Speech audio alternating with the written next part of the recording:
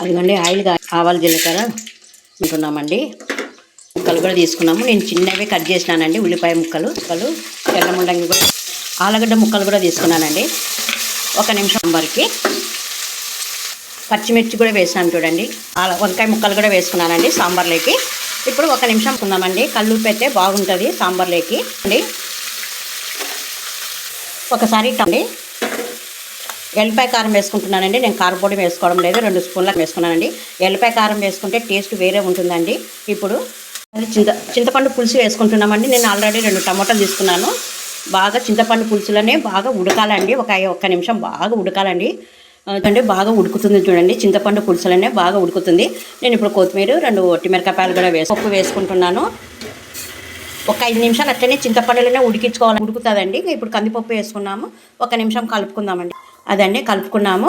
మనం తగినంత వాటర్ వేసుకోవాలండి. దగ్గరికి అవుతుంది. మనం తిన్నా కూడా సాంబార్. నేను ఇప్పుడు కొద్దిగా వాటర్ వేసుకుంటున్నానండి. నాకు అలాగా ఉండాలంటారు